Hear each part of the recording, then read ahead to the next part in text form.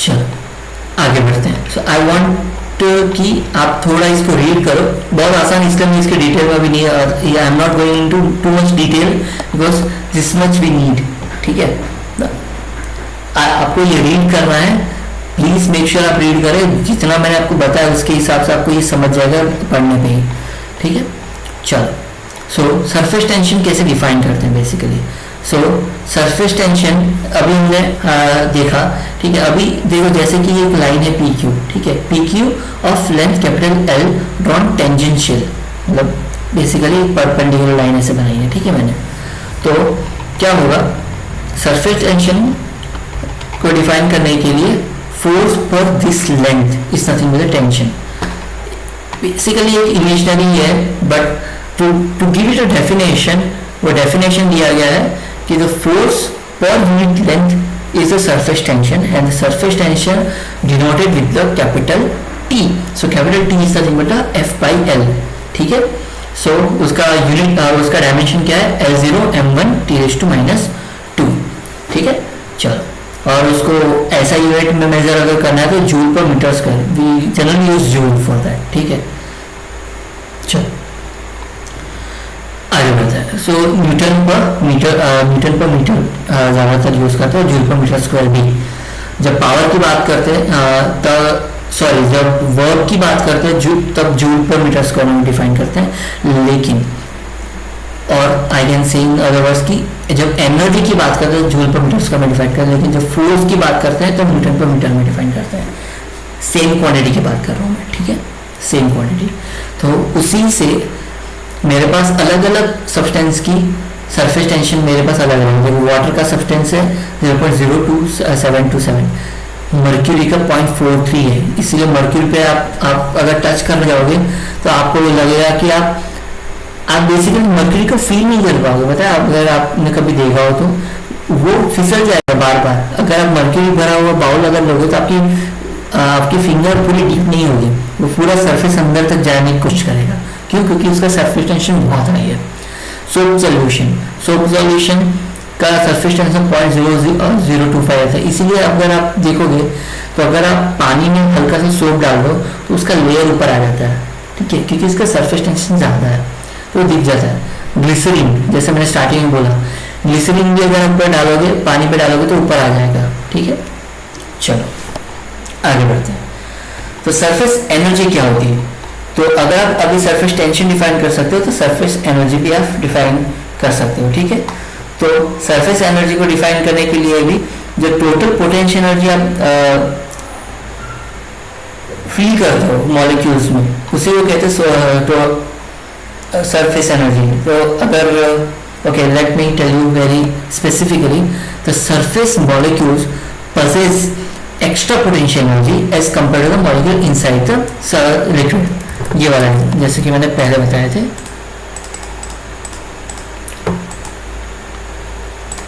ये वाला जो सरफेस के मॉलिक्यूल्स है, इसके पास एक्स्ट्रा पोटेंशियल एनर्जी रहती है। ठीक है, तो अगर इसकी एक्स्ट्रा पोटेंशियल एनर्जी में कंपेयर करता हूं तो वो जो पोटेंशियल एनर्जी है वो जो अंदर वाले मॉलिक्यूल्स है उससे ज्यादा रहती है। So the extra energy of the molecule in the surface layer is called the surface energy of the liquid.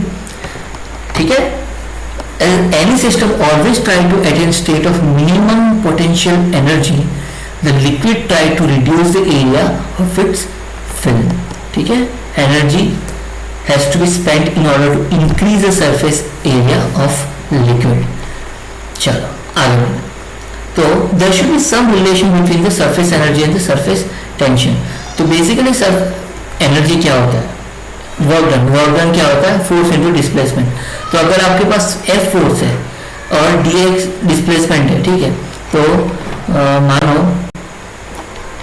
आप मूव करना चाह रहे हो। ठीक है, यहाँ पे अच्छे से बताते हैं कि एक PQRS आपका सरफेस है। ठीक है, और आप इतना आप इसको एक्सटेंड कर रहे हो तो QR से Q'R' चला गया।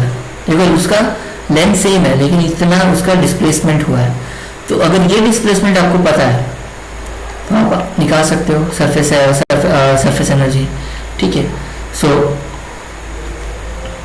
एक अगर रेक्टेंगुलर फ्रेम से रेफरेंस लेके you may not be able to understand like this, so let me rephrase it कि एक रेक्टेंगुलर फ्रेम ले लेते हैं.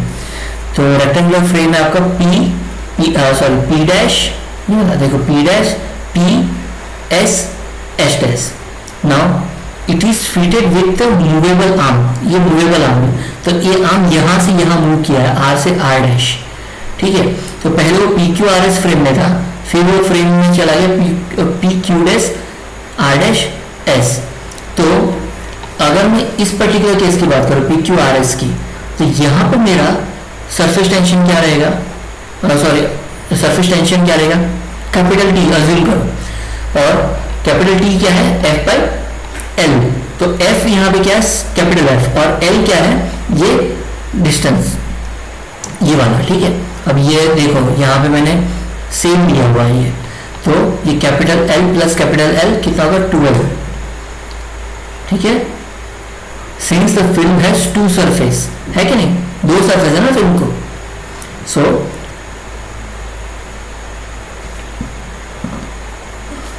सरफेस टेंशन अगर मैं आपको कैलकुलेट कर, अगर सरफेस टेंशन की बात करें तो capital L plus capital L कितना होगा 2L.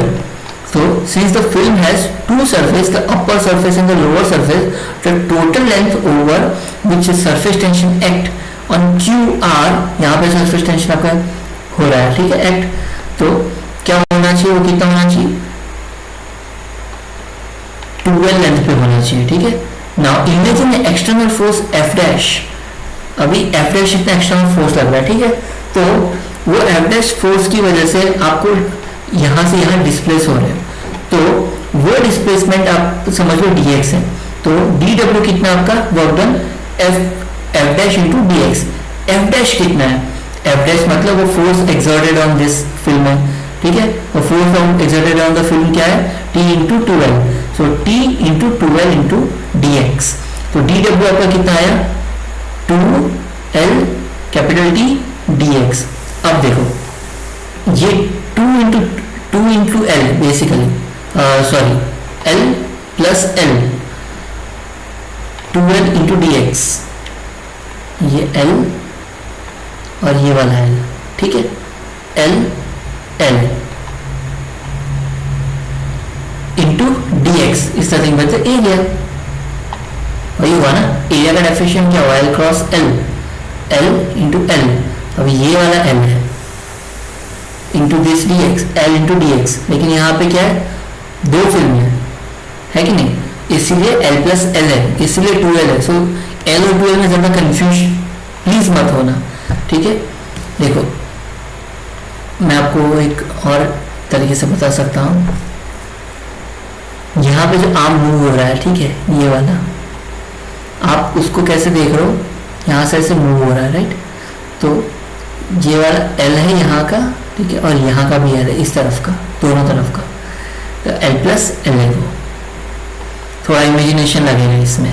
ठीक है, अगर फिर भी नहीं समझ रहा है देन प्लीज क्वेश्चन पूछ लीजिएगा, ड्रॉप मी अ मैसेज. ठीक है, so the work done in stretching this film. हम क्या कर रहे थे, ये फिल्म को स्ट्रेच कर रहे थे. ठीक है, अभी यहाँ पे अभी मुझे लग रहा है कि आपको डाउट आ रहे होंगे, इसलिए मैं आपको बता देता हूँ थोड़ा डिटेल में. अगर मैं ये फिल्म को थोड़ा ये बोलता हूँ कि ये थोड़ा थिक है, ठीक है, इन द सेंस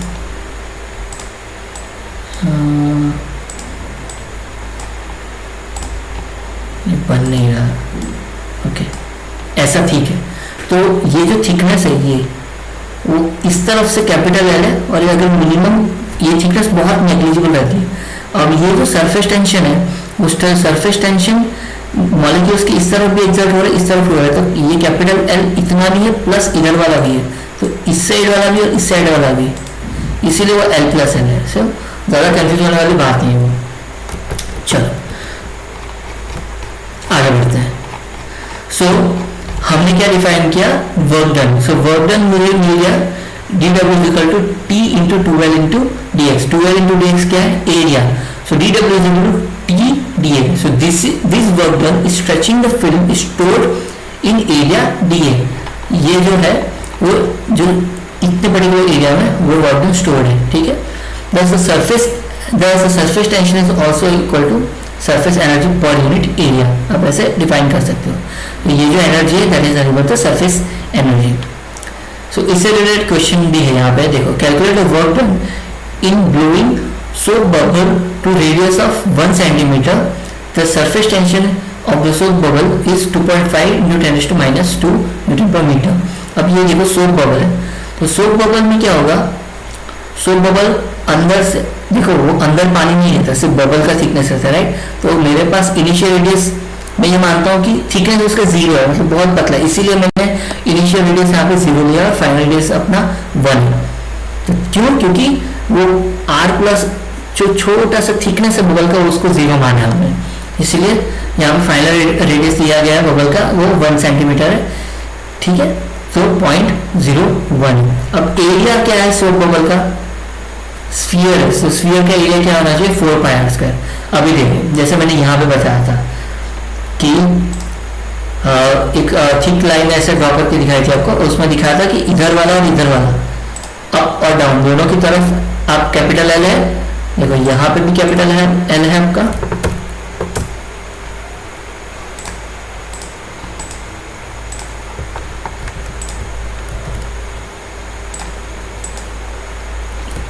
और इधर भी कैपिटल एल है, ठीक है, दोनों की तरफ। उसी तरह से जब मैं स्फीयर लेता हूँ ऐसे एक स्फीयर ले दो, स्फीयर मान लो फिलहाल, तो ये थिकनेस है बबल का वो बहुत ही कम है, तो जब आप स्फीयर कैलकुलेट करते हो तो आपको एरिया अंदर का भी लेना पड़ेगा बाहर का भी लेना पड़ेगा, लेकिन थिकनेस यहाँ पे क्या है नेग्लिजिबल है, तो ये भी एरिया सेम है और ये भी एरिया सेम है, सब माना जा रहा है। क्यों, क्योंकि थिकनेस नेग्लिजिबल है, तो capital A plus capital A तो 2a सिमिलर, ये सेम ही है बेसिकली, हम कुछ ज्यादा डिफरेंस नहीं कर रहे हैं। तो a is equal to 2 into 4 pi r square which is nothing but the area of the sphere। so मुझे एरिया क्या मिल गया 8 pi are square. So change in area मेरा कितना हुआ, चेंज इन एरिया बबल का पहला एरिया कैपिटल ए था और चेंज इन एरिया जो है वो 0 मैंने माना हुआ है। क्यों, क्योंकि बबल मैंने एक प्रॉपर एक पर्टिकुलर शेप में बोल रहा हूँ, क्योंकि ऐसे भी नहीं मैंने कहा आ सकता कि बबल का रेडियस ये था फिर थोड़े टाइम के बाद बबल का रेडियस बदल गया, ठीक है, हो सकता है, ठीक है। तो वैसे केसेस में भी न्यूमेरिकल आ सकते हैं, इसीलिए यहाँ पे d=a-0 डिस्क्राइब करना जरूरी है, ठीक है, नहीं करोगे तब भी चलेगा लेकिन करना जरूरी है, ठीक है। चलो आगे बढ़ते हैं। सो वर्क डन क्या है T इंटू टी है, टी दिया गया है इसीलिए T 2.5 इंटू 10⁻² इंटू 0.251 इंटू 10⁻²। तो ये अगर आप कैलकुलेट करोगे तो वर्क डन आपको मिल जाएगा। चलो अभी एंगल ऑफ कॉन्टैक्ट पे आते हैं। तो एंगल ऑफ कॉन्टैक्ट बहुत तरीके के होते हैं, जैसे कि अगर मर्क्यूरी देखोगे तो आपको ऐसा दिखाई देगा, ठीक है, और अगर आप वाटर देखोगे तो आपको ऐसा दिखाई देगा। तो वो क्यों होते हैं, क्योंकि there is a difference between the cohesive, ये वाला जो सेक्शन है इसको जूम किया गया, देखो यहाँ पे इस पर्टिकुलर पार्ट को जूम करके अगर मैं देखूँ तो ये वाला दिखता है, ठीक है, ये वाला, ठीक है। तो इसमें क्या है, अगर आप सरफेस देख रहे हो ऐसे वाला, तो ये है वो कॉन्केव सरफेस है, right, acute angle of contact.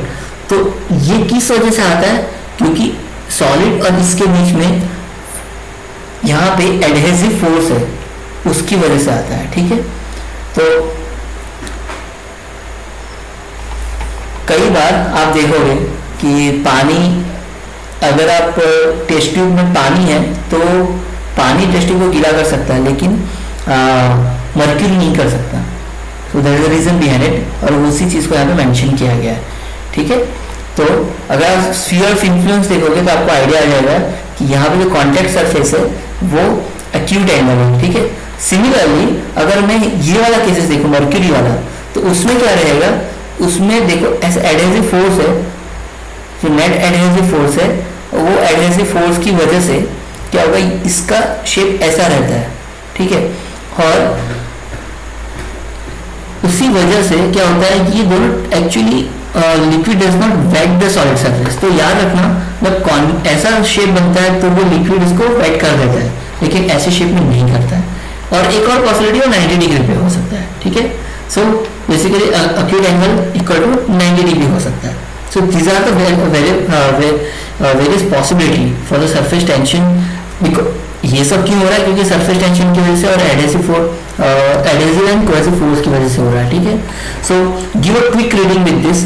जब हमारे क्लासेस शुरू होंगे तब मैं इसके बारे में और अच्छे से डिटेल में डिस्कशन करूंगा. ठीक है. For the time being we are moving forward with this thing. ठीक है. तो तब मैं आपको ये पूरा का पूरा डेरिवेशन प्रॉपर्ली डिफाइन करके दिखाऊंगा, ड्रॉ करके दिखाऊंगा कैसे क्या हो रहा है. ठीक है. चलो, ये तो बात हो गई सरफेस टेंशन की. अभी देखो, सोप बबल अलग चीज होता है लेकिन लिक्विड ड्रॉप अलग चीज होता है. लिक्विड ड्रॉप पूरा सॉलिड है, सोप बबल नहीं है. तो अगर मैं एक लिक्विड ड्रॉप ले लूँ और लिक्विड ड्रॉप का यहाँ पे एक एग्जाम्पल देखो, एक सॉलिड सरफेस से पानी की बूंद ऐसे गिरी है. तो पानी की बूंद आप देखोगे तो ऐसे ऐसे दिखती है. तो अगर यहाँ पे ये अगर T1 कंपोनेंट है, ये T2 कंपोनेंट है और यहाँ से ऐसे T3 कंपोनेंट है, इसके टेंजेंट पे. ठीक है. तो आप लिख सकते हो कि T2 is equal to this is equal to T1 plus T3 cos theta, इसका इस तरफ कंपोनेंट. तो cos थीटा क्या होगा? T2 minus T1 by T3. तो if T2 is greater than T1, अगर T2 T1 से ज्यादा and T2 minus T1 is less than T3, तो cos थीटा पॉजिटिव होगा. करेक्ट. वो एक्यूट एंगल बनाएगा. लेकिन उल्टा केस हुआ, T2 लेस देन T1 हुआ तो क्या होगा? वो ऑब्ट्यूज एंगल बनाएगा. तो पानी ऐसा गिरेगा बेसिकली. ठीक है. तो वो और पानी की जगह कोई और लिक्विड आप अज्यूम कर लो. ठीक है. तो इसीलिए आप देखते हो कि बबल वाटर ड्रॉपलेट्स और कोई थिक लिक्विड अगर आप देख लो, वो ड्रॉप अगर सरफेस में गिरे तो दोनों का एंगल अलग अलग दिखते हैं. ठीक है. जैसे कि यहाँ पे अलग अलग एंगल्स दिए हुए हैं कि pure water and clean gas के लिए वो जीरो दिखता है. ठीक है. Angle of contact. क्लोरोफॉर्म का भी जीरो है, ऑर्गेनिक फूड का जीरो. लेकिन अगर आप ईथर विद क्लीन ग्लास देखो, क्लीन ग्लास, तो 60 डिग्री इतना एंगल दिखता है. कैरोसिन ही आप देख लो क्लीन ग्लास में तो 26 डिग्री इतना दिखता है. वाटर विद पैराफिन अगर आप देखते हो तो 107 डिग्री का डिफरेंस दिखेगा आपको. और मैंने जैसे बोला मर्क्यूरी इज अमेजिंग थिंग. अगर आप कहीं भी जगह देखो मर्क्यूरी, अगर आप देखोगे तो आपको आइडिया आ जाएगा आप ट्यूबर एक्यूट में. ठीक है. चलो आगे बढ़ते हैं. So this is very small theory, effect of impurity and temperature on the surface tension. Obviously होता है. ठीक है. जैसे जैसे टेम्परेचर बढ़ेगा क्या होगा? वो एटम्स स्कैटर्ड होते हैं तो उसका इफेक्ट होता है. So this very small theory part I wanted to read this part. I am not going into this detail. ठीक है. क्योंकि ये चीजें जितना पढ़ोगे आप उतना अच्छे से समझ पाओगे. So this is a homework. चलो आगे बढ़ते हैं. As I said, I'll cover this again in the classroom session, जहाँ पे मैं इसको और ड्रॉ करके और अच्छे से इसको डिस्क्राइब करूँगा. ठीक है. In our classes. ठीक है. Not in the video. चलो आगे बढ़ते हैं. ठीक है. अब आते हैं फॉर्मेशन ऑफ ड्रॉप पे और बबल पे. ठीक है. अ लिक्विड ड्रॉप और small bubble are spherical in shape because the force on the surface tension dominate the gravitational force, isn't it? So this force always try to minimize the surface area of liquid. Bubble or drop does not collapse because the resultant of the external pressure and the force of surface tension is smaller than the pressure inside the bubble और inside the liquid drop. ठीक है. जैसे वो pressure equal हो जाता है वो फूट जाता है बबल भी और आपका ड्रॉप भी स्कैटर्ड हो जाता है. ठीक है. So consider a spherical drop. ऐसे मैंने ड्रॉप कंसिडर किया है, उसका रेडियस r है और अगर उसका साइज बढ़ रहा है डेल्टा r पे तो ये वाला प्रेशर आपका P0 है. ठीक है. तो let Pi is the pressure inside the drop and P0 pressure outside. As the drop is spherical in the shape and the pressure is Pi inside the drop is greater than P0, the pressure outside P0 is pressure outside, therefore the excess pressure difference क्या होना चाहिए? Pi minus P0. क्यों? क्योंकि Pi हमने बोला कि वो ज़्यादा है. ठीक है. तभी वो फॉर्म करता है ना. अगर Pi कम हुआ तो वो P0 ये वाला प्रेशर अगर ज़्यादा है तो ऑटोमेटिकली उसको श्रिंक कर देगा. ठीक है. सो हो क्या रहा है?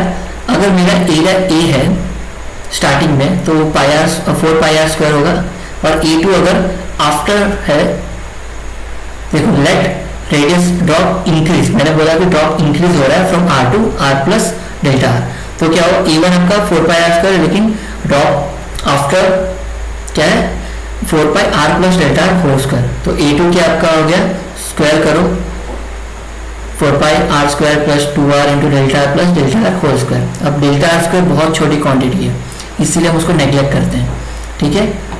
क्यों? क्योंकि 0.2 एंड 0.2 स्क्वायर दोनों में 0.2 स्क्वायर बहुत छोटा है, ठीक है।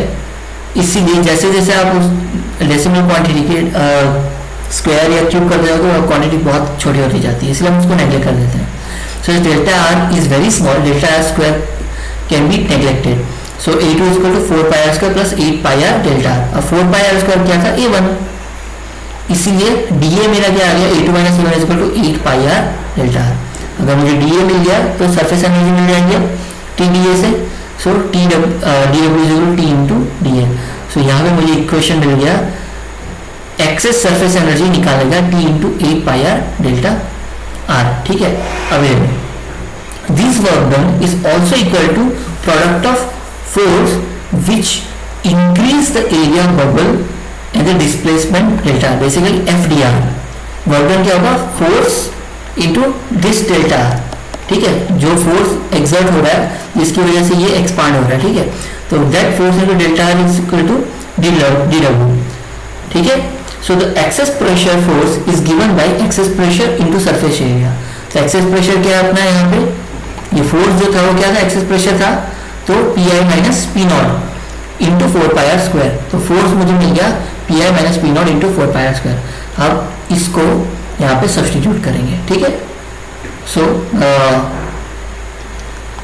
चलो, तो यहाँ पे सब्सटीट्यूट करो, F is equal to P I minus P naught 4 pi are square into delta, ये डी डब्ल्यू और ये वाला डी डब्ल्यू दोनों को कंपेयर करो तो आपको मिल जाएगा P I minus P naught is equal to 2 capital T by R, and this equation gives the excess pressure inside drop and this is called Laplace law of spherical membrane, ठीक है। लेकिन soap bubble में same चीज नहीं होगी। Soap bubble में क्या होगा, आपका एरिया जो है वो चेंज क्या होगा, अंदर वाला एरिया 0 मान के चलना हमें, है कि नहीं। क्योंकि सोप बबल जब आप बात कर रहे हो, इनके soap bubble there are 2 free surface in the contact, sorry soap bubble में अंदर वाला एरिया भी और बाहर वाला भी एरिया, दो चीज लेके चलना है। यहाँ पे सिर्फ एक एरिया था बाहर के एरिया बबल में, ठीक है। सॉरी ड्रॉपलेट में, I am really sorry, droplet में एक ही एरिया लेकिन बबल में 2 एरिया, अंदर वाला एरिया बाहर वाला एरिया, तो 2 बार एरिया आपको ऐड करना पड़ेगा।